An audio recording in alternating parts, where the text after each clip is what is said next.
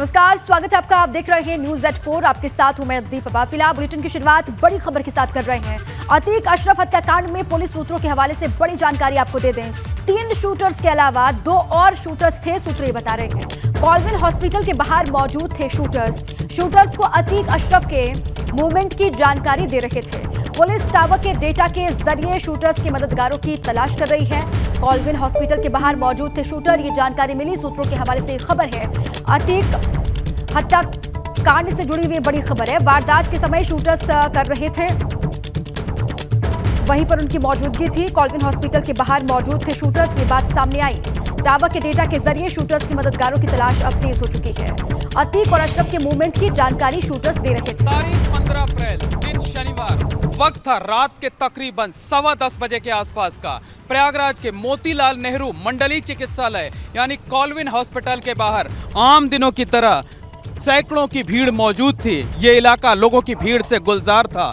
कोई चाय की दुकान पर चुस्कियां ले रहा था, कोई दवा खरीद रहा था और कोई राहगीर बनकर इस रास्ते से गुजर रहा था। और इसी भीड़ में मौजूद थे अतीक और अशरफ को मौत के घाट उतारने वाले 3 शूटर और साथ ही साथ उनके 2 मददगार। 10:15 बजे के आसपास 2 मददगार जो यहाँ मौजूद थे, उनके मोबाइल फोन की घंटी बजती है। उनके पास मैसेज आता है कि अतीक और अशरफ को लेकर पुलिस की टीम धूमनगंज थाने से निकल चुकी है। इस पर वो दोनों एक्टिव हो जाते हैं। तीनों शूटरों के पास पहुंचते हैं। चूंकि तीनों शूटर्स अपने मोबाइल फोन होटल के कमरे में छोड़कर ही आए थे, इसलिए उन्हें सीधे तौर पर मैसेज दिया जाता है कि दोनों को लेकर यहां आया जा रहा है। तीनों शूटर एक्टिव हो जाते हैं, अपनी अपनी पोजीशन ले लेते हैं और उसके बाद ठीक 10:35 कर शाहगंज थाने की तरफ से, यानी ठीक सामने की तरफ से जो सड़क देख रहे हैं, इधर से पुलिस की जीप आती है। ठीक इस जगह पर रुकती है, यहाँ पर जहाँ मैं मौजूद हूँ, यहाँ पर पुलिस की जीप रुकती है।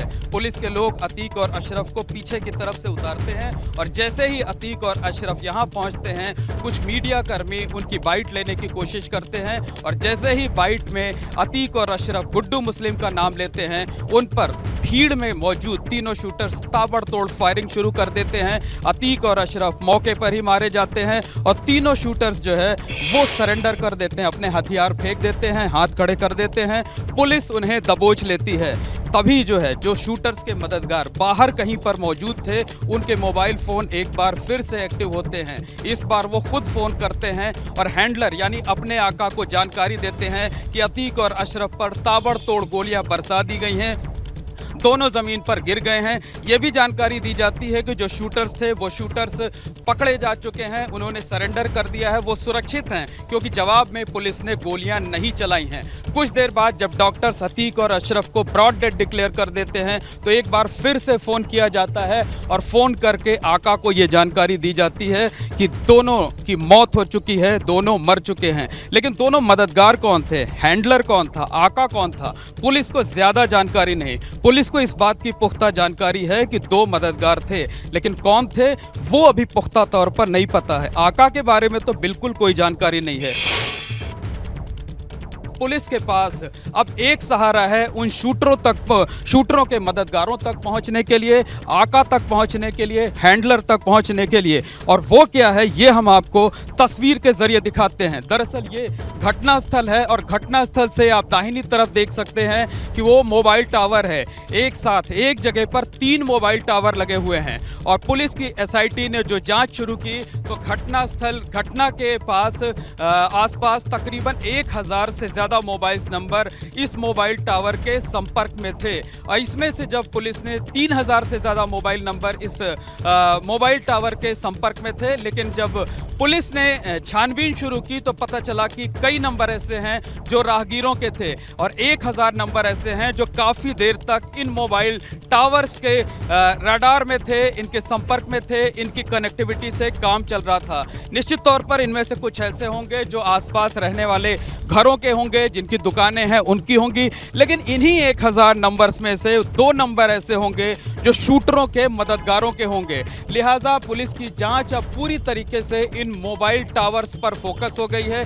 इसका जो डाटा मिला हुआ है उस डाटा का बारीकी से अध्ययन किया जा रहा है, एक एक मोबाइल नंबर की पड़ताल की जा रही है और ये पता लगाने की कोशिश की जा रही है कि आखिरकार जो एक एक मोबाइल नंबर हैं वो किनके थे, कहां के रहने वाले हैं, यहां कितनी देर तक थे, किस मकसद से थे। तो पुलिस की जांच अब पूरी तरीके से मोबाइल टावर पर फोकस हो गई है। तो निश्चित तौर पर कहा जा सकता है कि शूटर मौके पर पकड़े गए, हथियार मौके पर पकड़े गए, लेकिन मददगार और आका तक पहुंचने के लिए प्रयागराज पुलिस की जो SIT है उसकी जांच अब पूरी तरह से फोकस हो गई है मोबाइल टावर पर। और पुलिस को उम्मीद है कि मोबाइल टावर के सहारे ही वो मददगारों की तलाश कर पाएगी, आका तक पहुंच पाएगी और उसी के जरिए पूरे केस का वर्कआउट हो पाएगा। कैमरामैन अनुराग द्विवेदी के साथ मोहम्मद मोइन, ABP न्यूज, प्रयागराज। और वही उमेश पाल मर्डर केस में अतीक परिवार की कई महिलाओं की तलाश तेज हो गई है। अतीक की पत्नी और अशरफ की पत्नी जैनब उर्फ रूबी की तलाश तेज। अतीक की बहन आयशा नूरी और उनकी बेटी मंतशा और उन्जिला की तलाश भी तेज हो गई है। आयशा नूरी की बेटियां मंतशा को लेकर की खबर है कि अतीक के बेटे असद की मंगेतर थी मंतशा, और आयशा नूरी साथ में दोनों बेटियों पर गुड्डू मुस्लिम को पनाह देने का आरोप है। अतीक परिवार की 5 महिलाएं फरार चल रही हैं इस वक्त। अतीक अहमद के बेटे असद की मंगेतर मंतशा भी फरार है, जिसकी तलाश भी तेज हो चुकी है। अतीक फैमिली की 5 महिलाएं जिनकी तलाश लगातार पुलिस कर रही है अलग अलग हिस्सों में। अतीक की पत्नी शाइस्ता परवीन और अशरफ की पत्नी जैनब की भी तलाश हो रही है। अतीक की बहन आयशा नूरी और उसकी 2 बेटियां भी फरार चल रही हैं, जिसके लिए भी अलग अलग हिस्सों में लगातार दबिश दी जा रही है। माफिया अतीक और अशरफ की हत्या पर कैबिनेट मंत्री धर्मपाल सिंह ने बड़ा बयान दिया है। एक सवाल के जवाब में धर्मपाल सिंह ने कहा कि अतीक और अशरफ की हत्या विपक्ष ने करवाई है। उन्होंने दावा किया कि विपक्ष को राज खुलने का डर था और इसलिए विपक्ष ने अतीक और अशरफ की हत्या करवा दी। उन्होंने कहा कि डर था कि बहुत सारे राज खुलेंगे जब अतीक से अशरफ से पूछताछ होगी। ये बात उन्होंने कही है कि जब अतीक से अशरफ से पूछताछ होगी, विपक्ष को डर था तो बहुत सारे राज बाहर आएंगे, राज खुलेंगे। इसी को लेकर धर्मपाल सिंह ने, कैबिनेट मंत्री हैं, बड़ी बात कही है। विपक्ष ने करवाई अतीक अशरफ की हत्या, विपक्ष ने राज खुलने के डर से हत्या करवाई है और अतीक अशरफ राज खोलने वाले थे, इस बात का भी उन्होंने जिक्र किया। उन्होंने कहा कि दोनों से जब पूछताछ होती तो बहुत सारे राज सामने आते, बहुतों के नाम सामने आते, इसी डर से हत्या करवाई गई है। विपक्ष पर सीधा ये आरोप है, ये बड़ा बयान दिया गया।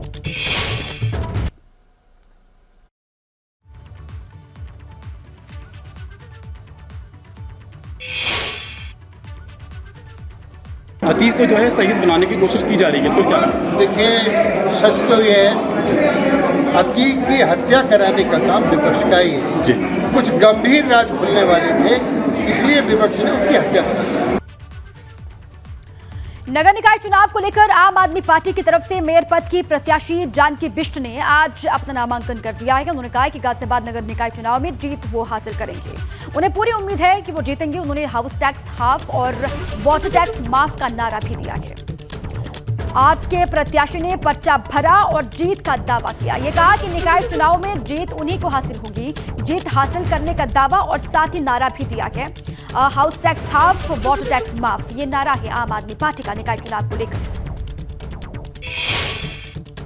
आम आदमी पार्टी की प्रत्याशी जानकी बिष्ट ने नामांकन कर दिया। नामांकन के बाद हमारे साथ हैं जानकी जी। आपसे जानना चाहेंगे कि आपने नामांकन कर दिया है, किन मुद्दों के साथ जनता के बीच में इस बार? नमस्कार सर, गाजियाबाद की जनता को मेरा नमस्कार। आज मैंने आम आदमी पार्टी से मेयर का नामांकन कर दिया है और मुद्दा वही रहेगा जो हाउस टैक्स हाफ और वाटर टैक्स माफ़ और सफाई। हमारी जैसे हमने दिल्ली में काम किया है, पंजाब में हम काम कर रहे हैं, वैसे हम गाजियाबाद में भी काम करेंगे। अयोध्या नगर निगम में समाजवादी पार्टी की ओर से महापौर पद के प्रत्याशी आशीष पांडे ने आज नामांकन दाखिल कर दिया है। नामांकन के बाद आशीष पांडे ने चुनाव में जीत का दावा किया। आशीष पांडे ने दावा किया कि अयोध्या में विकास के जितने भी कार्य हुए हैं वो सपा सरकार में कराए गए, जबकि भाजपा सरकार पिछले 6 साल में 2 फ्लाईओवर का निर्माण ही करा पाई है। जितने भी काम हुए हैं अयोध्या में वो सारे समाजवादी पार्टी की सरकार में किए गए काम हैं और इस वक्त मौजूदा सरकार ने सिर्फ पिछले 6 साल के कार्यकाल में 2 फ्लाईओवर का निर्माण ही किया है।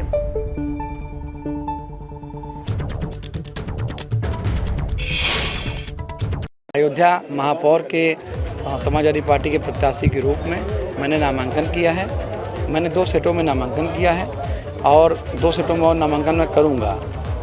देखिए, हम लोगों की प्राथमिकताएं सबसे पहले तो हमारे राष्ट्रीय अध्यक्ष श्री अखिलेश यादव जी, जिन्होंने हमेशा चौमुखी विकास की बात किया, जिनका मिशन हमेशा से रहा कि विकास की बात करना है, विकास के काम करने हैं, और उन्होंने उसको करके दिखाया। मुरादाबाद में ईद की नमाज पढ़ने जा रही सपा के महापौर प्रत्याशी रईसुद्दीन और उनके बेटों की लाल टोपी पुलिस ने उतरवा दी, जिसे लेकर सियासत तेज हो गई है। सिर से टोपी उतरवाने की तस्वीर भी सोशल मीडिया पर तेजी के साथ वायरल हो रही है। तस्वीरों में देखा जा सकता है कि पुलिस रईसुद्दीन से टोपी उतारने के लिए कह रही है, जिस पर रईसुद्दीन ने टोपी उतारकर सफेद टोपी सिर पर लगा ली। पुलिस ने ये कदम चुनाव आचार संहिता के मद्देनजर उठाया है, पुलिस ये बता रही है।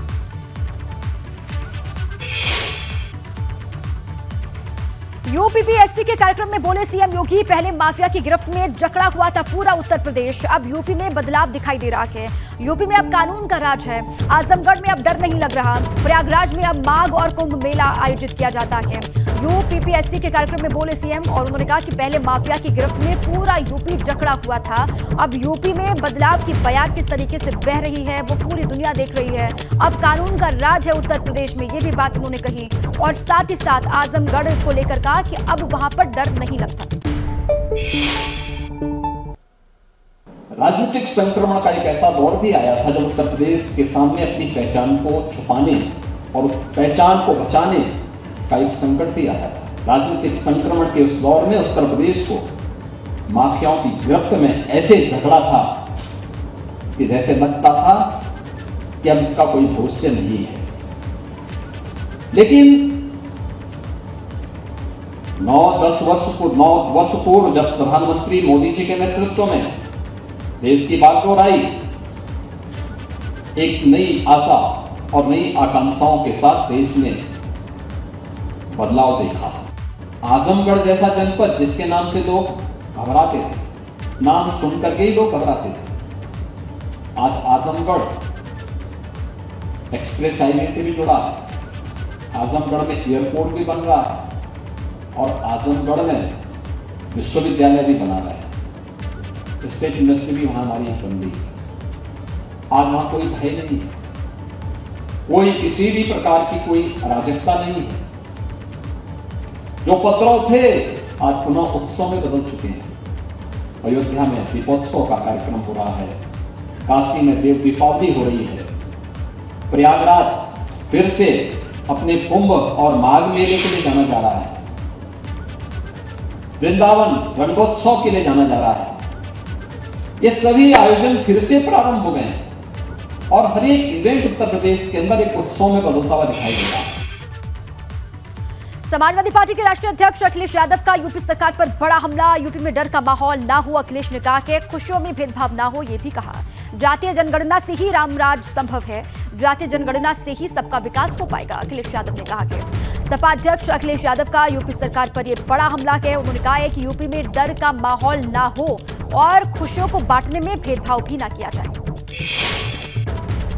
मैं यही कह सकता हूं कि डर का माहौल ना हो, खुशियों में भेदभाव ना हो। राम राज्य, समाजवाद तभी संभव है जब जातीय जनगणना हो। जातीय जनगणना होने के बाद ही सबका साथ सबका विकास होगा।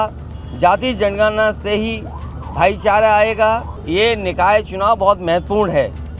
ये हमारे शहरों को जो कूड़ा बना दिया है, ये भारतीय जनता पार्टी की देन है। यहाँ पर मेयर लखनऊ देख लें, कानपुर देख लें, इलाहाबाद देख लें, आगरा देख लें, और भी कई शहर हैं जो महत्वपूर्ण शहर उत्तर प्रदेश के हैं, उनको कूड़ा बना दिया अगर किसी ने तो भारतीय जनता पार्टी ने। समाजवादी पार्टी ने सभी टिकट दे दी हैं। ये छोटा चुनाव है, हम कार्यकर्ताओं को निराश नहीं करना चाहते हैं। बड़े चुनाव में हमारा गठबंधन है, छोटे चुनाव में हमने कहा कार्यकर्ताओं को निराश नहीं करेंगे। का माहौल ना हो, खुशियों में भेदभाव ना हो, और जो हमारे सामने बड़ी बड़ी समस्याएं खड़ी हैं, आज चरम सीमा पर महंगाई है, चरम सीमा पर बेरोजगारी है, और किसान को जो सुविधा मिलनी चाहिए थी, अभी गेहूं की फसल थी, क्या सरकार ने वो इंतज़ाम किए थे कि किसानों का गेहूं खरीदा जाए?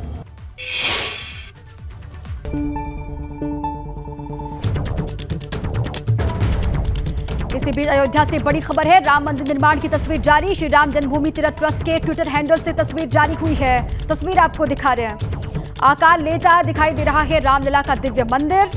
और ये देखिए आप, मंदिर निर्माण कार्य में छत की ढलाई का कार्य शुरू हो चुका है। तस्वीरों से आप समझिए किस तरीके से वहां पर राम मंदिर के जो काम की गति है वो आगे बढ़ रही है। ट्विटर हैंडल से ट्रस्ट के ये तस्वीरें जारी की गई हैं, उसी की तस्वीर आप देख रहे हैं।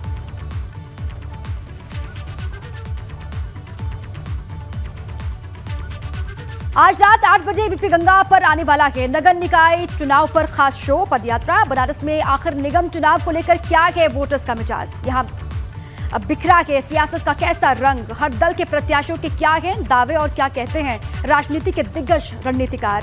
चाय की चुस्की और चाट की चटकारे के साथ सबसे बड़ी चर्चा काशी की सड़कों पर एबीपी गंगा की सबसे बड़ी पदयात्रा। देखिए रात 8 बजे।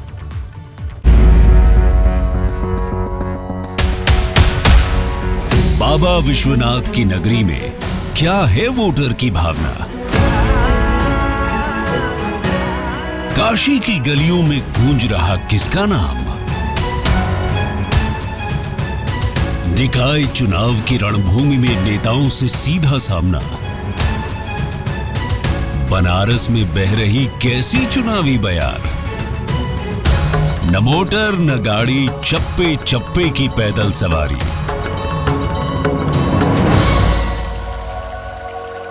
पद यात्रा